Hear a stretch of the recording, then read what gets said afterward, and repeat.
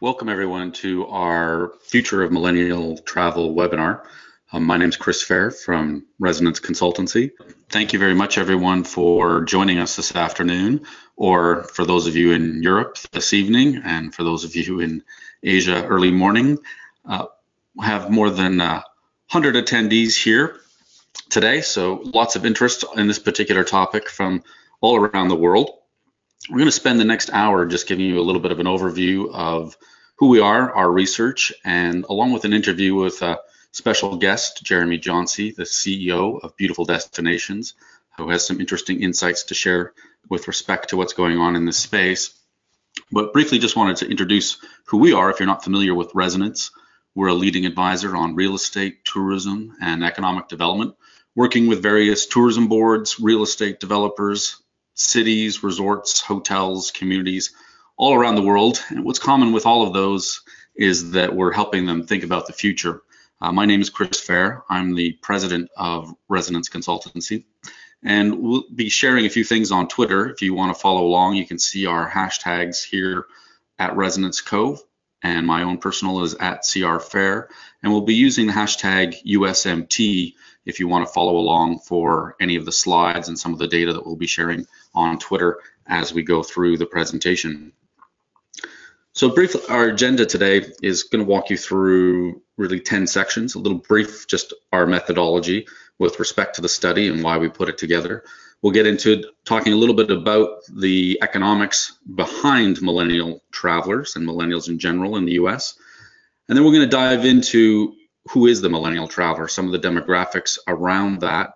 And then more interestingly, we'll also get into the millennial mindset, where we've built a segmentation algorithm and identified 5 specific types of travelers from a psychographic perspective. And I'll share with you the 3 key types of travelers that we see amongst millennials today. And we'll look at what motivates them in terms of their key decision factors in choosing a vacation destination. And then what we're particularly interested in at Resonance, because we focus on a lot of forward-looking plans, designs for hotels, resorts, is what the experiences that the traveler is interested in trying. And we'll show you what each of these different millennial mindsets are interested in from the perspective of the millennial traveler. Then we're going to get into the types of accommodation in terms of hotels that they're interested in, and we'll talk a little bit about what's the important features. And of course, you can't talk about millennials without looking at talking about Airbnb. And then the last thing we're going to talk about is we'll get into an interview with Jeremy Jauncey from Beautiful Destinations, a major social influencer. His company, Beautiful Destinations, has more than 10 million followers on Instagram, working for various destinations around the world, and he'll share some of his insights on what he sees as driving millennials in terms of their choice of destinations and the travel experiences that they're pursuing. So first off, just kind of a recap of our methodology. Our 2018 study really focuses on millennial travelers, which we define as U.S. residents between the ages of 20 to 36 who have taken an overnight vacation at least 75 miles from home in the past 12 months. We had more than 1,400 millennial travelers participate in this study that was conducted as an online survey, and the results were weighted from a geographic representation of a cross-section of millennial travelers from across the U.S. So let's talk a little bit about the MILLENOMICS, as I like to call it, in terms of the types of travelers that we're seeing and the size of this particular generation. So millennials within this group of age 20 to 36, and there are different definitions of it. Some people take that definition from 18 to 38. There's not one standard definition for millennials, but if we follow the Pew Research Center definition, which says millennials are now age 20 to 36, and they actually surpassed baby boomers in 2016 to become America's largest demographic cohort. So depending on how you define millennials from an age perspective, they're ranging now between 75 to 80 million people in total. What's interesting is that according to a study by our friends at MMGY, as they've looked at and said that actually millennial families, which they define as those millennials that are married or unmarried couples living together with children, actually make up about 16% of all American travelers. And we'll talk a little bit about families in a moment, but what's interesting out of their findings is that that was the segment that plans to travel more in 2018 and spend more than versus all of the other segments that it looked at that were either static or in decline. So this is the fastest growing segment, both in terms of the amount of vacations being taken and the dollars being spent. Last year, millennials went on a combined 36.9 million vacations and spent 50 billion on leisure travel in the last 12 months. And they're going to be the driving force, we believe, in the growth of travel this year from a domestic perspective, and likely to for several years to come. So who is the millennial traveler, first off? Based on our survey results, you find they really fall into two, from an age perspective, two cohorts.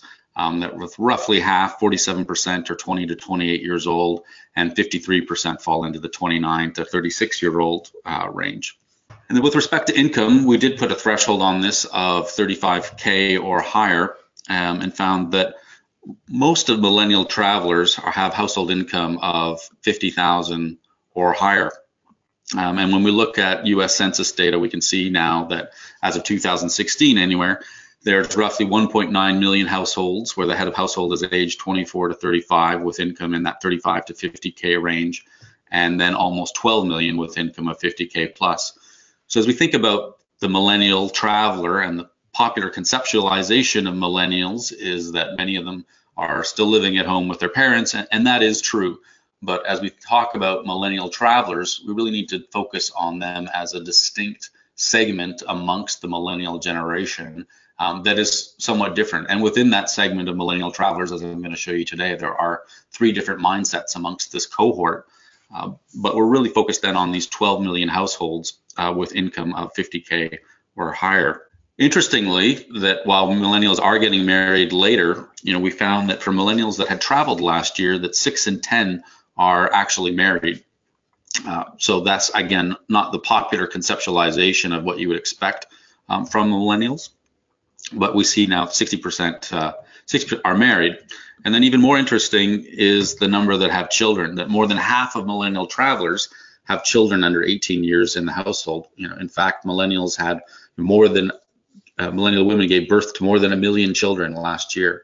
So this generation is changing, is growing up, is having children, is getting married, albeit somewhat later in life. And the ones that are married and have children are actually the most likely amongst millennials to be travelers for our destinations and hotels.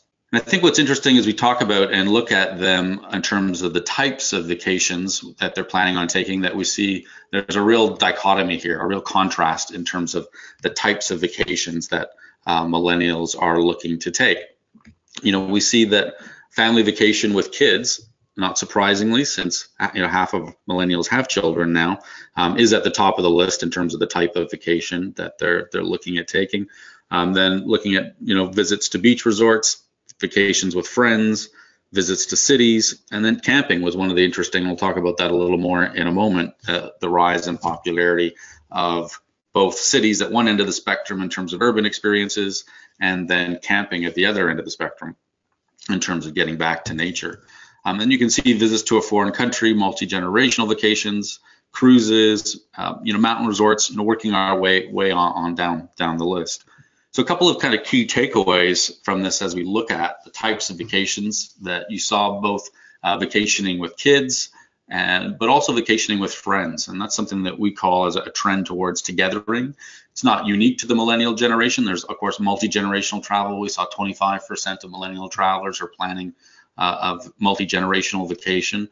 So this idea about traveling with kids and then also traveling with friends and traveling with friends who have kids, I think is something that we're seeing more and more, that as we become increasingly connected in the virtual world through social networks, etc., travel becomes the vehicle by which we are spending time together, connecting with those friends, family members, children, in the real world.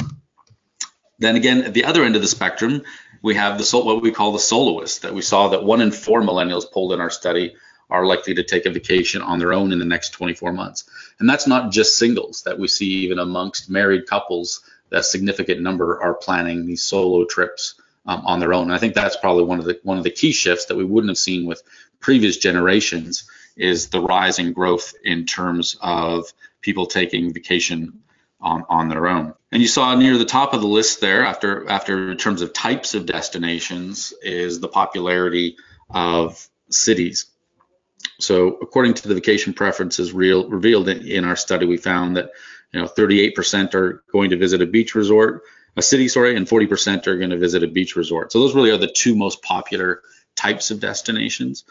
And I think that this is part of a larger trend where we see that city trips around the world have been growing, not just because of millennial travelers, but even in our study of retirees, we see that cities are actually the #1 type of destination. So you have a youngest generation of travelers and the oldest travelers both putting cities at the top of their list. That, combined with the rise in growth of international travel, has seen that the number of trips to cities just in the 5-year period between 2011 and 2016 almost doubled, and now accounts for 26% of all holidays. So as you think about 1 out of every 4 holidays happening around the world today is actually happening in a city, which is much, much greater, and as I said, has doubled just in that 5-year period. And we expect the rise in popularity of cities to continue because it's coming from both ends of the spectrum, from both the millennials and from older baby boomers as well. So that's at one end of the spectrum. And again, here's that contrast where we see that camping is also quite popular, that 1 in 3 millennial travelers is planning to go camping in the next 24 months, which makes camping almost as popular as city trips. And I think that's really that duality, that for every trend, there's always a counter trend, and the trend in the rise of cities has sparked a counter trend to an interest and more demand for nature experiences. So let's talk about the mindset of millennial travelers and the different types of that we've seen. In our survey work and the consumer research that we've done, we've built a profile and identified 5 different types of travelers. And the way our segmentation is created is really through 2 particular inputs. We look at first why people vacation. Are you looking to get out of your comfort zone? Are you looking to learn new things? Are you looking to relax, or are you looking to be pampered? So what is your motivation in taking a vacation in the first place? We have a series of questions around that. And then we look at behavior in terms of what types of activities and experiences each traveler participates in. And we actually have more than 100 activities and experiences that we ask. And we use those 2 inputs, the attitudinal input and the behavioral input, to build this segmentation, and have identified these 5 different types of travelers that we call all-in enthusiasts, frugal families, active adventurers, sophisticated explorers, or convenience travelers. So who are these people? Well, the all-in enthusiasts are really the experience junkies. They're interested in everything and taking all types of vacations, considering all kinds of criteria when they decide on a vacation. And they're also the most likely to participate in the widest breadth of activities, and they also have the most diverse reasons for going on vacation. The second segment in the US is what we call the frugal families. They tend to take fewer and shorter trips. They're more cost conscious. Obviously, they have children, so they're much more interested in multi-generational vacations, and they're really focused on fun attractions and convenience around access. And of course, safety is important to all of these groups, and we're going to show you some data on that in a moment here, but particularly important to families. Then we have our active adventurers that have really a lot more interest in participating in outdoor sports and health and fitness, just as adventure would imply. They're less interested in family or multi-generational vacations, and they're also the most likely to travel longer distances to get to their destination. The sophisticated explorers really speaks to those types of travelers in the United States that are interested in cultural attractions and learning new things. They do a lot of research on prior to going on their vacation, and one of their motivations for going on vacation is that they feel it's important to explore new cultures and traditions while on a trip. In our last segment are what we call the occasional convenience travelers. They don't take as many vacations per year, probably 1 or 2 per year. They tend to go to destinations that are easy. They're more interested in all-inclusives or cruises, and they're less likely to participate in all of the vacation activities other than dining and fun attractions. So what type of mindsets are millennial travelers? And you can see here on this chart down the left side, it reflects the U.S. travelers. So about 25, 1 in 4, when we look at the entire marketplace of U.S. travelers domestically, 1 in 4, that 25% fall into the all-in enthusiast category. 1 in 4, roughly 26% fall into the family-oriented frugals, and then we have around 18% that are active adventurers, 16% sophisticated explorers, and 15% occasional convenience travelers. And I think was really interested when we look at millennial travelers, these travelers aged 20 to 36, almost half of them fall into the all-in enthusiast category. And I think that reflects on what we would popularly think about millennial travelers in terms of them having a wide breadth of interest in terms of all activities, considering all kinds of different inputs, going to all kinds of different places. But then we have these two other segments where, not surprising again, if half of millennials have children, roughly 26 fall into this family-oriented frugals. There are families in the all-in enthusiasts as well, but there are, based on some of the motivational criteria, some fall into this 26% fall into the family-oriented frugals. And then we have 20%, 1 in 5, that fall into the active adventurers. And what's really interesting out of this is that there are almost no millennial travelers that fall into the sophisticated explorer category, and I think that's because they haven't yet had as many experiences, so they're not quite as interested in defined based on our algorithm. Sophisticated explorers tend to be older travelers, and there's not very many that are occasional convenience travelers. That most millennials that travel are quite keen on travel, and as the data we saw earlier reflects, they're interested in taking lots of trips and spending more on travel, so very few fall into this occasional convenience traveler segment. So let's look at, just based on what are the factors that motivate millennials in general, and these 3 key types of millennial mindsets in terms of deciding on a vacation destination. So when you look at all millennial travelers, this is as one large group, these are the most important criteria. It always surprises people when I make presentations to see that safety is at the top of the list. But that's actually true of every demographic cohort. When you look at them together in aggregate, safety in the United States is the most important decision, or at least what participants in these studies tell us is most important. Then not surprisingly for millennials who are younger, less affluent, cost is the second most important criteria. I'm surprised for us to see that English being spoken is actually more important to these younger travelers than some of the older travelers, and that might reflect just a lack of experience in terms of traveling internationally. But then we see quality of natural environment and scenery as fourth, and that's the counterpoint to that is the number of fun attractions is at fifth, access by commercial flights. And something I talk a lot about is this interest in opportunities to learn something new is quite important to not just millennial travelers. We see this in other demographic cohorts as well, but certainly important to millennials. So let's slice that when we look at this by the segments then. So remember, we have about almost half of millennial travelers fall into this all-in enthusiast segment. And we can see that opportunities to learn something new is actually one of the top criteria for this particular segment. But as you look down this list, you can see they're all very close together. And this reflects that they have a lot of criteria that they consider important in choosing a vacation destination. Basically, for this particular segment, all of these factors are quite important and considered as part of their process in choosing vacation destination, because they like lots of different types of vacations. So whether it's nature, whether it's city, whether it's nightlife, you see across the board that this particular segment considers all of these factors important. But now, if you're looking at adventures, here's where we see a real difference, where the 3 key factors for these active adventurers is cost, safety, like all of the segments, but then the third important factor for them is quality of the natural environment and scenery. They're looking for these outdoor adventures, and if you recall, this is about 20% of the marketplace, so 1 out of 5 millennial travelers fall into this particular segment. And then you can see all of these other factors don't rate as very or extremely important to them in choosing a vacation destination. And our third major segment are our frugal families. So of course, safety and cost at the top of the list, English being spoken like our general millennial segments in aggregate, but then also a number of fun attractions really becomes one of the key motivators for them, or the quality of the natural environment and scenery. So this reflects Again, that sort of family traveler that would probably be interested in going to theme parks or cruise lines or all-inclusive resorts, etc. So those are our three key segments in terms of how they make decisions about where to vacation.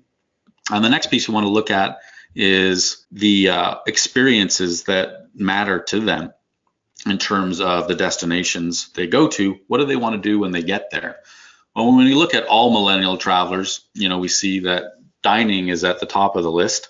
That's true of all travelers. Fun attractions is second, sightseeing, and here's that learning new things again in terms of not just what they're looking to get out of from the destination, but once they get there, that's an important activity up there with shopping, engaging with nature, cultural attractions, at nightlife. Interestingly, you see health and fitness here is quite important. That isn't necessarily a motivator in choosing a destination, but this younger demographic is interested in activities around health and fitness when they get there. And we're going to break this down a little bit by segments now. So if we look at the all-in enthusiasts, you can remember these are our experience junkies, so they like to do all of these things. When you look across the board, we're seeing very high rates of participation on an occasional or regular basis amongst the groups, and the totals we're showing you here are the combined totals for both regularly and occasionally enjoy these different activities. So it gets a little bit more interesting as you get into the adventurers that are interested in dining, fun attractions, sightseeing, learning new things, and of course, because nature is so important to them, engaging with nature is really at the top of the list. And you can see that health and fitness is definitely much more important to this particular demographic, and then participating in outdoor sports is also quite high on the list for them. As for our families, well, it's fun attractions. Dining is, of course, at the top of the list, but fun attractions, sightseeing, shopping, and learning new things, which ties in with visiting cultural attractions and engaging with nature, much less likely to participate or interested in participation in nightlife or cultural events and performances, and much lower around health and fitness as well. So we now then kind of delved into the data a little bit more and said, well, what are fun attractions? And again, these were choices that we gave them as part of the study. And then we can see that, zoos and theme parks are at the top, along with aquariums and water parks are at the top of the list, science centers. And although cities around the world are putting up Ferris wheels, left, right, and center as an attraction, that's actually a little bit lower on the list.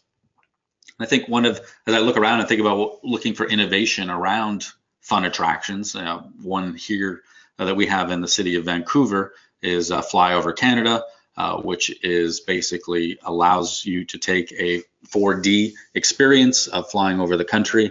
And the company that owns this particular attraction is now expanding this concept and taking it to many different places around the world, starting with Iceland in 2019. So I think this is an example of some of the new innovations we're seeing around how do you create fun attractions in cities. As we think about and get into culture that we see is important, we also, what is culture and what types of cultural activities and experiences do you regularly or occasionally participate in? And I think it was really interesting to see that local community events was actually at the top of this list. So we would characterize that as small C culture rather than big C culture. The traditional things you might think of like symphony, opera, ballet, film festivals, etc., are much further down this particular list. And I think a great example of local culture as a destination driver right here in Brooklyn, where I am today, is Smorgasburg, which is the largest weekly open-air food market in the country, and during the peak season attracts 20 to 30,000 people every weekend to come and eat and enjoy products from local vendors. So again, these types of events that are typically oriented and thought about as community events for locals are actually really important to this particular demographic. And I think is also an opportunity for a lot of destinations when we work with them on tourism master plans or destination development strategies. We're really now starting to think about how do we leverage existing local events into actual tourism products that will be attractive to this particular audience. So learning new things is a really big, broad bucket that we saw that lots of people interested in. I think there's many different examples of learning new things, and that's something that's easy to say, but hard to deliver. One of the examples that we like is this organization, The Moth, that's hosting live storytelling events in cities around the world now that really engage both locals and visitors. They have 600 events now planned for 2018. I think that's an interesting example of simple but interesting types of events, talks that provide a deeper and richer level of experience for the traveler, and that increasingly travelers in this particular generation are looking for out of their travel experience and the destinations that they choose. Now, shopping is important as well, and it's not surprising that shopping malls, department stores would be kind of at the top of the list, but what did stand out to us was that shops featuring locally made goods are almost as important or to this demographic as the traditional types of shopping. So I think that as you see shopping malls and global brands that have proliferated around the world, the shopping experience from one city, whether you're in Chicago to Atlanta to Portland or San Francisco, starts to become more and more the same as these brands have become ubiquitous and spread around the world. So I think that's driving an interesting demand and desire for shops that feature locally made products and goods. And I think one great example is this Box Park in London. It was the world's first pop-up mall. This concept of taking containers has been replicated. But what's particularly interesting about this is that a lot of the stores that are featured in each of these containers are local London manufacturers or artists or purveyors of different collections of goods. And this was actually originally designed 8 years ago as a temporary use of a site that the developer was planning to develop in the future. And it's become so popular now that there's resistance from the community to this site ever being developed into anything else other than a box park. But the convention of this type of facility aside, I think what's really interesting here is the types of goods, and you'll see the types of restaurants and the people that are hanging out here. Again, this is a fairly low-cost intervention that I think a lot of destinations could replicate in their cities. So we talked about how cities were unpopular, and then this rise of camping, and getting back to nature is really kind of the counter trend to the rise of cities and the demand for urban experiences. And this Tenter is an interesting organization that is basically leasing private land across the United States, has a great app that allows you to book these tents in these different natural locations. So it's taking a lot of the hassle out of camping. So people want that experience, but here all they have to do is book it on their app. They arrive, the tent's already set up, and they can get to enjoying vacation and the nature more easily. Nightlife was something else that we saw is important. I think there's different interesting innovations around nightlife that we've observed in our different cities that we're working in, and So Far Sounds is one of them, really sort of reimagining the live event experiences and creating these curated, intimate performances. That's worth checking out their website. They are now doing events in more than 400 cities around the world. So outdoor sports is a big one, and we look at participation rates in all kinds of different activities, and we can see that participation rates amongst these younger travelers is quite high in all of the different types of experiences. Although what really surprised me was how popular hunting and fishing is. You see 60%. I think that ties into this rising interest in getting back to nature, and it ties in with camping, etc. So not something we would have expected, but when you look at all of the data together, it makes sense that hunting and fishing would be as popular as it is. I think one of the interesting innovations around outdoor activities has been, we've really seen consolidation in the ski industry. Vail Resorts has made several acquisitions, including acquiring Whistler, and has really rolled out, this is changing the industry. Rather than buying your day tickets, they're created the Epic Pass and the Icon Pass that offer you these unrestricted access to their entire portfolio of mountain resorts. So it becomes much more like buying a gym membership, and encourages you to travel and enjoy their mountain resorts and activities and skiing as much as you like for a very reasonable price versus what season passes traditionally sold for. As I mentioned, health isn't necessarily a motivator in terms of, for this younger demographic in terms of choosing a destination, but once they get into a destination, they're quite interested in health and fitness. And we see working out is at the top of the list, but not far behind, or spa treatments, yoga, fitness classes, and meditation, growing interest in that we really look at meditation as the next yoga in terms of its popularity. I think one example of health has been with Lululemon, has been behind the creation of the Wanderlust festivals. And these are all-out celebrations of mindful living. So it's not just yoga, but thinking about health, fitness, mindfulness, and overall well-being. And several destinations, resorts, cities are now hosting Wanderlust festivals. So we talked about what influences your decision in terms of choosing a vacation destination and the different motivations behind these three different millennial mindsets. But then we also wanted to look at what type of accommodation are you most interested in having. And as I said, you can't really talk about millennial travelers and accommodation without talking and looking at Airbnb, certainly one of the most disruptive forces in travel and tourism in the last decade or perhaps longer. So we asked what number of people are using Airbnb amongst this demographic, and we saw that 22% regularly, so roughly 1 in 4 are regularly using Airbnb. It was interesting to us that actually the more affluent the traveling millennial is, the more likely they are to use Airbnb. But if you combine regularly and occasionally, we see that 52% are using Airbnb, 27% are interested in trying it, and there's very low percentages in terms of lack of familiarity with these types of services. But when you ask millennials what their preference is in terms of, if money was not a factor, what type of accommodation would you be most interested in staying in on your vacation? And we see that a full service hotel or resort is at the top of the list, versus an apartment condominium rental is quite a ways down the list here after B&B small inns. So full service hotel resort is actually the #1 preferred type of accommodation.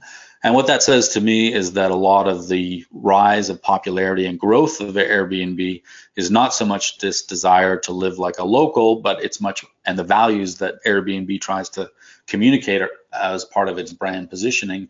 It's really much more about the economic value in terms of how many people can I accommodate per $100 spend, is certainly much better within an apartment condominium rental. And I think what that means for the future is that as this generation matures, as it becomes more wealthy, that we're going to see them really migrate from Airbnbs into hotel and resort offerings. And so with respect to what are they looking for in terms of a hotel, we were asked about a variety of amenities, and of course free Wi-Fi and good Wi-Fi is the most important amenity that I think finally most hotels are coming around to offering free Wi-Fi today. If they haven't yet, they soon will be. Interesting that privacy was so high, and I think that really is something that we would have to delve into a little bit to in focus group settings to really understand, what does that mean is that privacy of your information? Is it looking for private moments? We think it is a little bit more around the information side of it. But what I really took away from this is these next criteria after swimming pool are really proximity based, of looking at what's your walking distance to shopping, restaurants, proximity to must-see attractions. We see in Google now, as people look for apartments, what's the walk score? And I think it won't be long before we start to see, if we're not already, what's the walk score of your hotel as well, will be something that Google will be rolling out and evaluating as part of your decision-making process and what type of hotel this generation chooses. Your walkability is going to be increasingly important to this next generation of travelers. And we can move on down the list. These are sort of the medium importance in terms of hotel restaurants. You see here walking distance to public transportation, lobby, lounge, and bar, in-room dining still important. While some hotels are trying to do away with that, still seems to be important to this particular generation. Nightlife, entertainment, spa facilities, programming, eco-friendly. All of these really, around 1 in 3 consider these very or extremely desirable. And I think what's most interesting is to look at what was at the bottom of the list, that some of these things that we might have considered really mainstays of the traditional full-service hotel, such as having a business center, is not as important with mobile technology today, or valet parking. Not as many millennials are driving, so that's not as important factor. Or having a concierge, when I can pull up the various apps, get recommendations from friends, family, and use different sites, that the concierge becomes less important. And even though 60%, more than 50% of millennials have kids, it was interesting that only 30% said that having kids programs was extremely or very desirable. And I think that reflects a change in the way families travel today with this next generation is going to be different than the way we might have traveled with our parents in the past. I think all of those really speak to kind of the hardware of hotels. But I think there's also this other consideration about the software that really reflects learning new things. And I think one of the brands that I'm really interested in is the Hoxton. I stayed at their hotel in Amsterdam last week. They had started in London. They're coming to the United States. There are hotels under construction here in Williamsburg, in Brooklyn, in Portland, Oregon, in San Francisco, in Chicago. So they've picked interesting locations. And what I like about this brand, and this is just their newsletter for this month, is what you look at the programming that they're offering, everything from kombucha making workshops to here's our fitness in terms of this run, hit, run, brunch, repeat. Then we have something around nightlife and and this kind of interesting escape room on rum experience that they've created. And then so they have that other end of the spectrum. And then you have the motherhood project. If we look at this, bringing in a nutritional coach into the hotel. And then again, about learning new things, this exploring what makes good design with WorkWhile.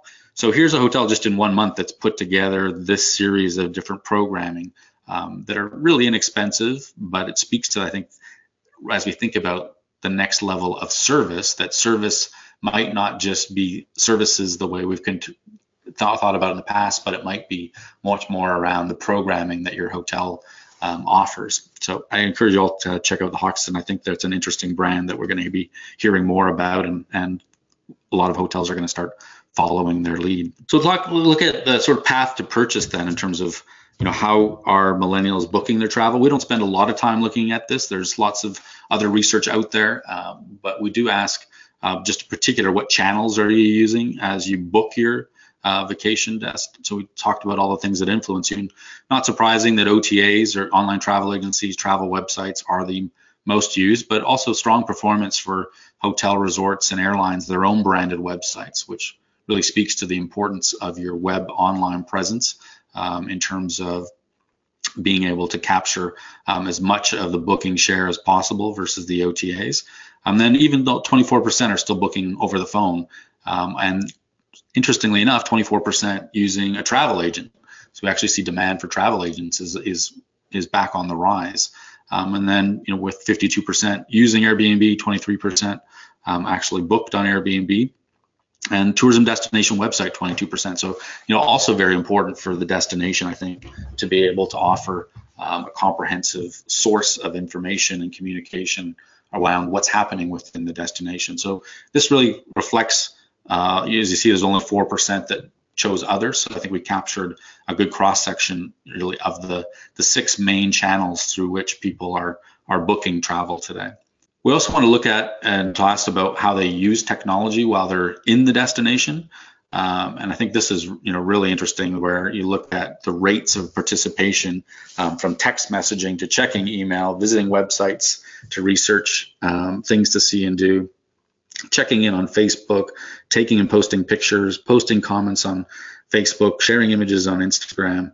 That with access to mobile devices today, there's no question this generation is more wired and is interacting with technology, if not hourly, certainly daily, throughout their vacation and travel experience. And one of the things I want to pull out was kind of just going back to those pieces of what influenced them in choosing a vacation destination. And you can see that millennial travelers told us that 32% really look at either rated online peer reviews and ratings a 9 or a 10 in terms of their importance and how they choose vacation destinations. So that's when you think about sites like TripAdvisor, speaks to the rising importance of those, or even your ratings and reviews in Google. Much higher than professional printed guidebook reviews at 24%, which Now, social media postings by friends and family are as important as the professional guidebook reviews and slightly more important than traditional magazine and newspaper articles. So I think that was a real interesting takeaway for us, that it's, as much as we hear all the hype around social media and we look at it as a marketing channel, we've really validated that with our research, that social media is one of the most important channels, and we believe this generation will continue to be influenced, and as will the generations that follow. So in terms of thinking about that, we wanted to reach out and we talked to look at who was doing some innovative work in this particular space. And we talked with our friends at Beautiful Destinations that I think are doing a really interesting work. Fast Company magazine named them one of the most innovative companies of 2017. And headed up by Jeremy Jauncey, the CEO. And I caught Jeremy, who was traveling today, but I caught up with him here in New York on Monday, and we sat down and asked him a few questions around what he saw as key issues and opportunities around social media. And I'll just share that interview with you now. Well, welcome, Jeremy. Thanks for joining us today to talk about millennial travelers. I know you're in and out, so we're pre-recording this session. Tell me just a little bit about where you came from and where you're heading to. Yes, thank you. So got back in last week, back into New York from the Middle East. So I was in Abu Dhabi and Dubai. We spent a week covering the World Government Summit, which is, the way they position it is like a Davos, but for governments. So talking about the future of travel, the future sustainability of artificial intelligence, of all these things that sit in the interests of consumers and that governments haven't really had a platform to talk about up until now. So I spent the week doing that, here for a few days, and then off to Malawi on Friday. Right. Well, that sounds interesting, a whole other story and interview in and of itself. But maybe first off, for all of our participants in the webinar tonight, you can just explain to us a little bit about what is Beautiful Destinations and what are you guys doing? Yes, of course. So we have three parts to our business. The first part, which most people know us for, is our audience, our community, and this for us is our media brand. So there are 20 million people around the world that come to Beautiful Destinations every day on Instagram, on Facebook, Snapchat, YouTube, and 2 million of those are on Weibo in China. And they come to us really for inspiration about travel and tourism. And that platform serves as kind of the distribution arm for our creative agency, which sits down with governments, with tourism boards, with airlines, hotels, and helps them to create advertising campaigns for a mobile connected traveler. And then we push it out on Beautiful Destinations. The third piece is then actually a big push for our business into the entertainment space and looking at ways of creating travel programming for streaming services like the Apple Musics and the Netflix, the Facebook Watches, these places where people are now spending a lot of their time consuming content. There is a huge opportunity to be telling travel stories there, and that's what we're trying to do. Great. Well, I want to come back to that a little bit later, but first wanted to sort of start off with, I mean, you really began as a influencer in the social space, primarily on Instagram. And, you know, as we saw in my presentation earlier, that social media postings now for millennial travelers are slightly more influential in determining where they decide to vacation than professional printed magazine articles and newspaper articles. So tell me a little bit, you know, why do you think that is? Why has social become so influential in the consideration of where people travel today? Yeah, so I think it comes down to two very important insights. The first is, where do consumers spend their time?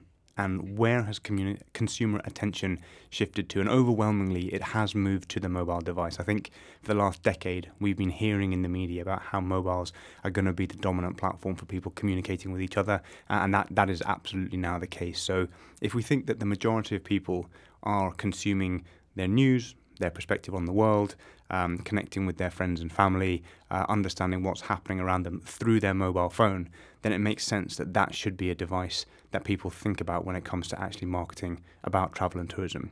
The second is, I think it's estimated here in the States at least, that 1 in every 5 minutes that's spent on a mobile phone is spent on either Instagram or Facebook. And I think that trend is replicated in China with platforms like Weibo and WeChat, where so much time that is spent on mobile is spent using social platforms to communicate, it makes a lot of sense that that becomes a very influential place to go and discover travel content. I think those are the two trends that are really driving everything. Further to that, we're seeing from the actual platforms themselves that video is exploding as a communication medium. I think Cisco estimates that by 2020, as much as 80% of online traffic will be video. And so you have this combining forces of more people spending more time on mobile, and that time on mobile being on social media, and then concurrently the consumption of the content that they're engaging in being video. That all comes together to create a very visually rich marketing environment for travel and tourism boards to consider, which is why I think it's becoming such a dominant force in deciding where people go. Right. And so at Beautiful Destinations, one of the things I've read about your organization is you have a process for testing content to anticipate what content will get a better reaction. I mean, I've looked at all of your work and I see lots of beautiful photos. I mean, what makes one photo more beautiful than the other in terms of stimulating response or actions? Can you tell us a little bit about that? Yes, absolutely. So again, it comes back to the insight that digital and social platforms give you data whenever you share content, and they play a role alongside traditional media always. We're very much a big believer that even though we advocate for social first, it's definitely not social only when it comes to your marketing, but that data enables you to understand which pieces of content resonate with which audiences. And so for us, we've built a series of proprietary algorithms that are predictive in nature, which means they can ingest a piece of content, they can look at the color, the brightness, the hue, the percentage of person versus landscape, all the different elements which make up the digital fingerprint of that image, and then predict how well that piece of content will do when it's shared with a target group. And so when we work with a partner, we'll say, let us shoot your campaign. We'll give you all of these photo assets and all of these video assets. Then let our systems tell you, based on the people that you want to target and the platforms that you want to use, which pieces of content we think will perform the best, and then run those as your ads. And so the system works by using social media to start and generate data, then come back internally, analyze the data, analyze the performance, and then use the content which we've seen perform to then inform what might go into a magazine spend or a billboard spend or even a television commercial, but having that backbone of data to inform what you actually do. So are there hard and fast rules in terms of what content works or doesn't work in terms of colors or style or lighting? Sure. Or is it different from one audience to another? We get asked that a lot, and actually it is different for every single audience and for every single brand.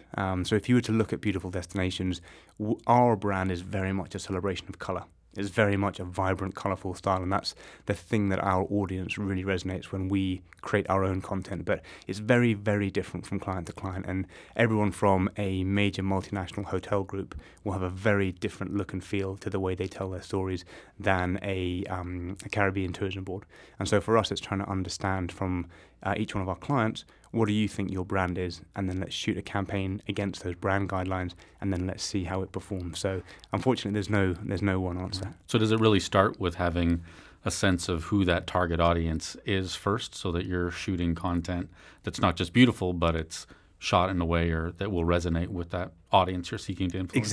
Exactly. And actually the extension of that now is that really if you want to engage different target markets, you need different types of content for different types of platforms, for different types of audiences. So if we're thinking about how do we attract the Chinese consumer to come to New York City, that whole story and the look and the feel of that content and the platforms that it's shown on is very different to how we might target the Australian consumer to come to New York. And that, again, could vary depending on the age of the consumer or their digital fluency. So there are lots of these different variables to consider when it actually comes to making content. And I think the days of creating a 2-minute Super Bowl commercial only or a large TV campaign and just putting it out there and mass marketing a story, I think those days are gone, and digital and social allow you to be much more effective and intelligent with the way you market. Right.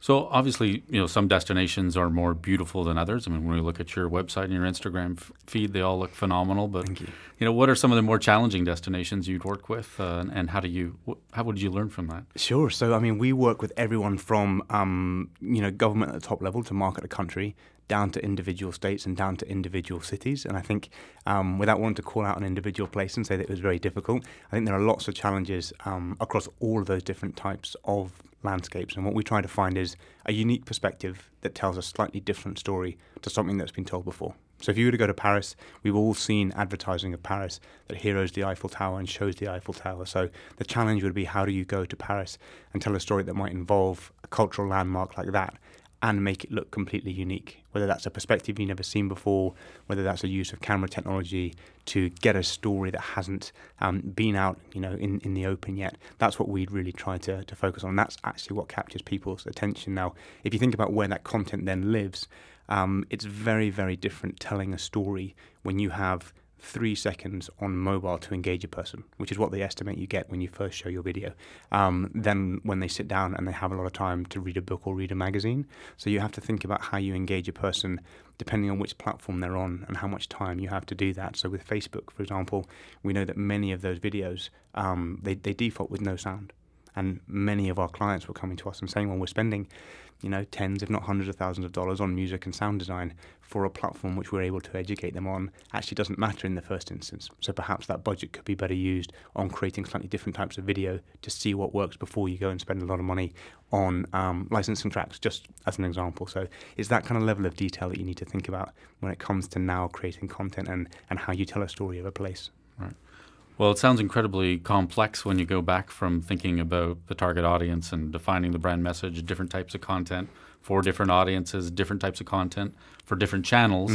I mean, what would be the best practices if you tried to try and sum that up for a destination marketing organization or a hotel company? Yeah, as they think about social, what are the rules that you would kind of tell them to follow? So first and foremost, absolutely invest in video. And if you aren't, which I think the majority of people aren't doing at the moment, invest a little bit more than you are currently today in video. The second is to understand the different types of video assets that really perform. And for us, the fundamentals are how you use vertical video, which is what you'd see on a platform like Instagram, where it's shot vertically and it looks very different to a horizontal video you might see on YouTube. And then for an actual practical application, never shoot just one video. Gone are the days of tourism boards doing their 3 or 5 minute commercial and that was it, and they would do it once a year and it would be out there, or they'd do it once a season. Now you need multiple variations of that video, and it could be the same video but cut into a 15-second edit, a 30-second edit. Now on most of the social platforms you're seeing 6-second, even 3-second ad units. So those would be the 3 pieces of advice I'd give. Great. Well, maybe finally coming back around to some of your comments at the beginning of, tell us a little bit about your thoughts on the future of destination marketing. Is social media marketing and management it, or are there other media? I mean, you mentioned a few in the beginning in your introduction. So tell us a little bit about where is this going? So I think it's all integrated, and what you're going to see is a movement rather than a distinct split between people who only do social media and digital media and people who do traditional. I think they're going to blend, and more the most successful tourism marketing organizations are recognizing that if they start on social channels, they can see performance of content, which I mentioned. Once they see that performance of content on social, those assets should be the assets that they use in their email marketing. They should be the assets that they put on their website. They should be the assets that they run in flights, on television, in billboards, in magazines, and so on and so on. And so I think the trend is moving towards just flipping the way that they have created content in the past, where traditionally it was shoot the big traditional hero commercial, then get all the content and as an afterthought put it on social media. Now I believe we're in a world where the most effective organizations are actually reversing that, starting on social media and then expanding out from there. So the development of social content is actually a way of testing and developing content for other media channels as well. That's exactly what we push. And I think when you realize that and you embrace that, you can then educate all other areas of your marketing mix with data and with insight. And I think as we start to understand how powerful social and digital channels are, you realize that you can make mistakes and you can learn and you can be much more nimble in the way that you market, because not being a travel guy for that long, I came into the industry and learned very quickly that the traditional way of marketing travel was looking at the seasons, doing your hero campaigns each season, working for 3 months, putting out a campaign, stopping to start on the next season and doing that over and over. But actually now with digital and social media, if you're not constantly putting out content every single day, maybe even multiple times a day, you aren't relevant. But if you make mistakes, once it's gone, it's disappeared and it's forgotten about. So you can be much more flexible and not have to put all of this effort in doing your one big annual campaign that if it misses the mark, you get, abused or challenged by the industry. You can do multiple little campaigns that can then inform a bigger campaign, and that's a much more successful way to do it. Great. Well, it sounds like a lot of interesting developments, and I appreciate you coming in and spending some time with us today. We'll share Beautiful Destinations website up here on the screen for everyone that should be able to find it quite easily, Googling it on their own, but we'll provide that information to everyone in the webinar, and appreciate you coming in today. My pleasure. Thank you for having me. Thanks. Thanks, Tom. So that, again, was Jeremy JAUNCEY from Beautiful Destinations. I think some really intriguing takeaways for me out of that as we start to think about how these channels are evolving with respect to the type of content and the many different segments of within each of those channels in terms of the content that we create. So just about out of time here, but kind of wrapping up of, I wanted to share sort of 5 key takeaways for me out of the research and the work that we've done that hopefully you'll take away from this presentation.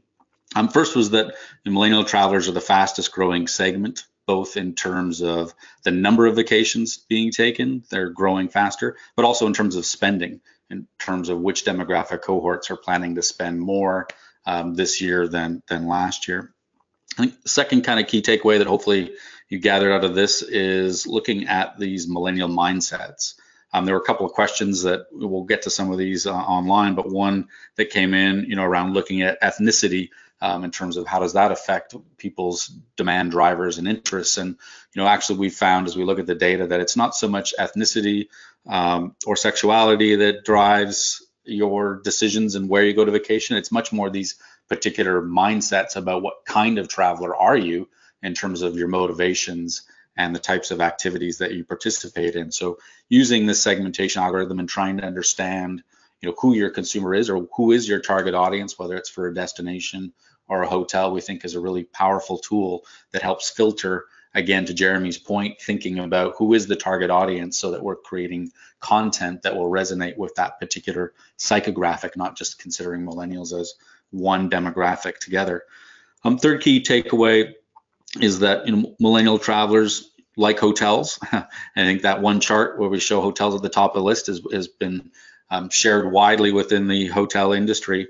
But what's important to hotels is not so much just what's in it, it's what's around it in terms of its walking distance to shopping, restaurants, and attractions. And as I mentioned, I think that walkability score is important and will be increasingly consideration as investors look at developing new hotels.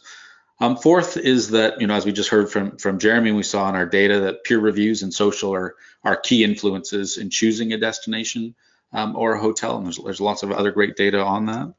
And then last, I think one of the most interesting takeaways for me was what Jeremy's one of his last points, that when it comes to marketing, that we always have thought about social as an add-on. So looking at the brand, the positioning, the campaign, and then creating social afterwards.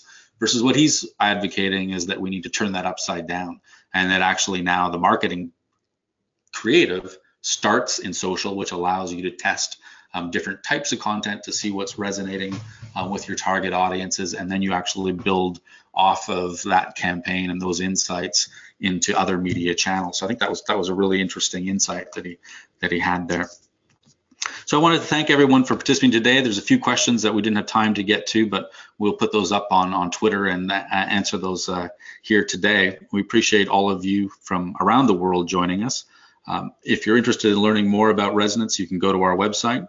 There's 5 particular areas that we're really focused on in terms of working with hotels, hotel developers, and destinations, and that's in providing them with consumer segmentation analysis and using our algorithm that we've developed to be able to profile a customer database and help you understand what types of travelers you're seeing, not just from a demographic perspective, but from a psychographic perspective. And that really helps us better understand the demand side.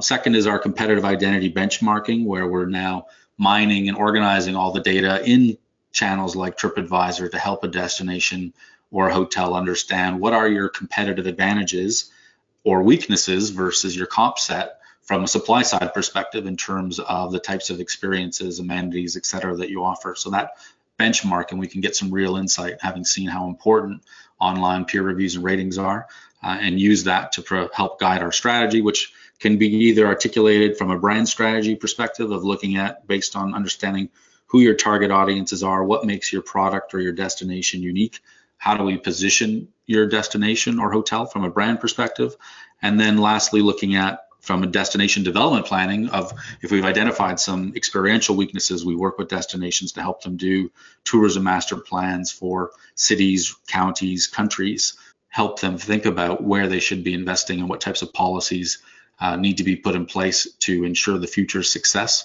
of the destination or the hotel. And the last piece then is around communicating that story. I think Beautiful Destinations is doing some outstanding work in the digital space, and we complement that with traditional public relations, marketing, communications, advisory services on an ongoing basis. So again, thank you for participating today. Hopefully we sparked a few insights for you. You can download the full Millennial Report if you haven't already from our website at resonanceco.com.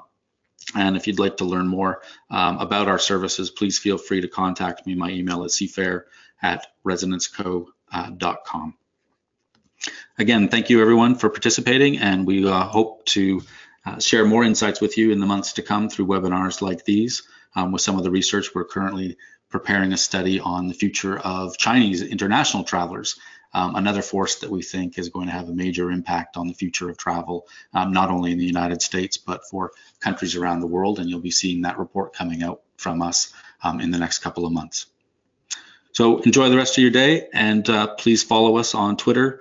You can follow us, join us on Facebook, or follow us on our Instagram as well. Thanks, everyone.